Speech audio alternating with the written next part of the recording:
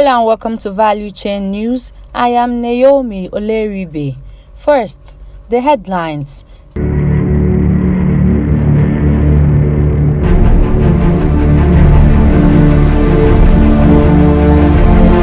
Nigeria lost 1.3 trillion naira to oil thieves in 14 months. Federal government laments. PAP condemns operators of illegal refineries.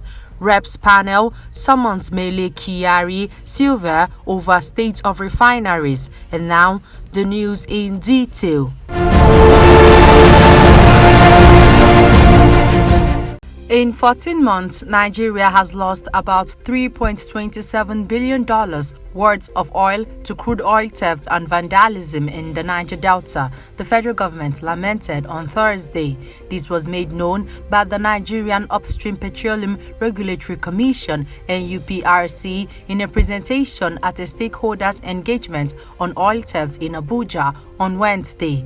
The government expressed worry over the increasing cases of oil theft, which had become a threat to the country's corporate and economic existence amid talks of transporting crude oil from fields to export terminals by trucks. According to the commission, most of the crude oil losses came from Bonny Terminal Network, Forcados Terminal Network, and Brass Terminal Network.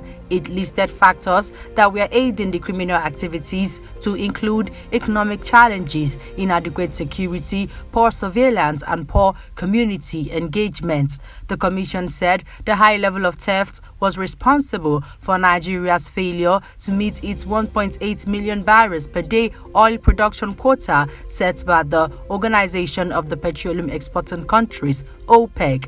NUPRC's CEO Benga Komolafe, however, assured the government was determined to end the menace so that the country can benefit from the rising price of oil and also protect the environment from oil spills.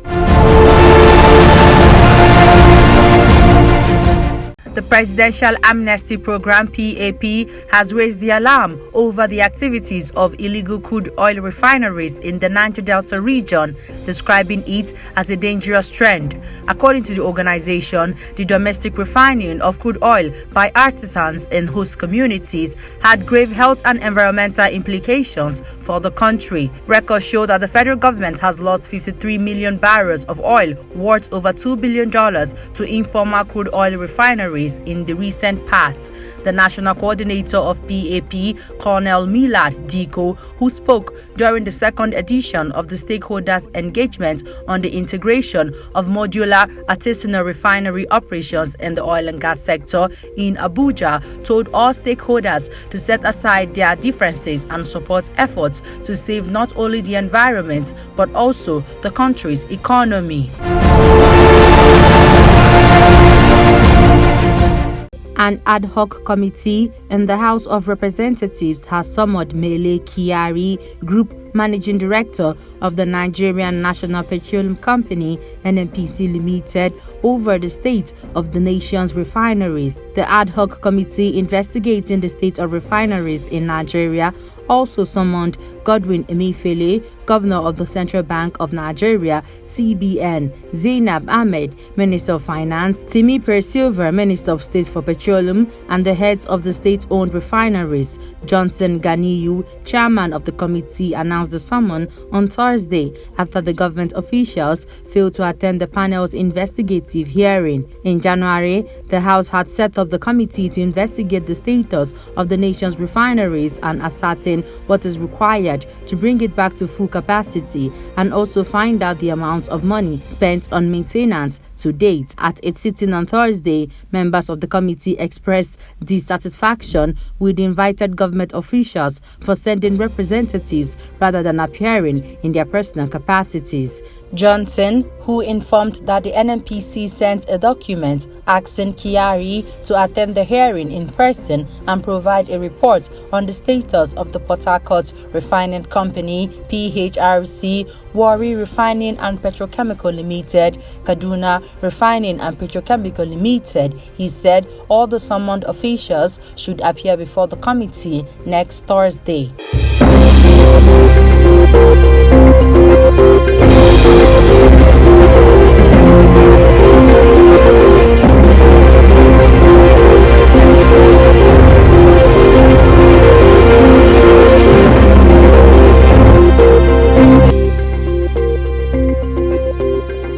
The chairman of the Libyan National Oil Corporation (NOC), Mustafa Sanala, has met with a delegation from Total Energies to discuss increasing rates of oil production and minimization of carbon emissions, as well as switching to renewable energies and the latest updates of the capacity building programs of the oil sector. During the meeting on Thursday, the attendees discussed ways to develop joint cooperation to implement a package of important topics, most notably Total's resumption of exploration operations at some locations, the orientation to raise production rates, operational activity of the offshore Al Juf field, NOC's efforts and plans to reduce carbon emissions and benefit from Total's experience in these fields, and Total's contribution to bring the renewable energies technologies and apply to bear in the Libyan oil sector.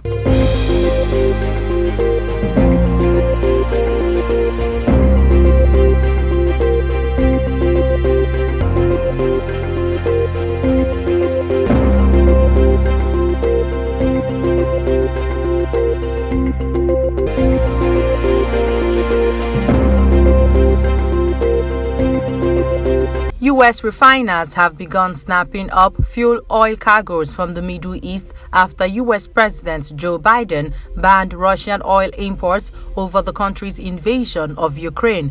The United States last year imported about 700,000 barrels per day of different types of crude and other feedstocks that mostly went to U.S. Gulf Coast refineries to supplement heavy crude oil. Russia last year accounted for just under half of U.S. fuel oil imports, Mexico for 20%, and the Middle East about 5%. Middle East supplies are said to make up at least 17% of the month of April U.S. fuel oil purchases, according to tracking data.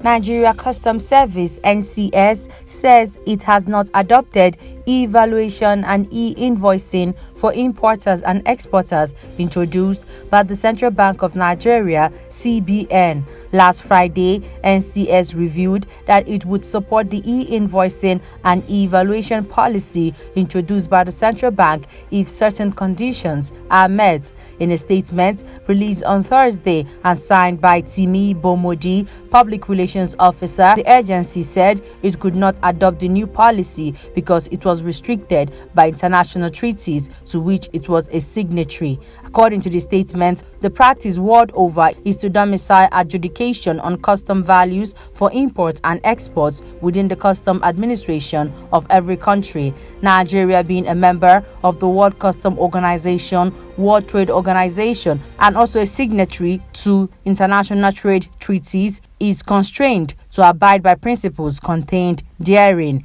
The NCS said, based on global convention, the value for custom purposes of imported and exported goods should be based on the actual value paid or payable for them. It therefore dismissed claims that it had adopted the new policies introduced by the CBN. Before we end the news, here's a recap of our headlines. Nigeria lost 1.3 trillion naira to oil thieves in 14 months, federal government laments. PAP condemns operators of illegal refineries. Reps panel summons Mele Kyari Sylvia over state of refineries. And that's the news. I am Naomi Oleribe. Good evening.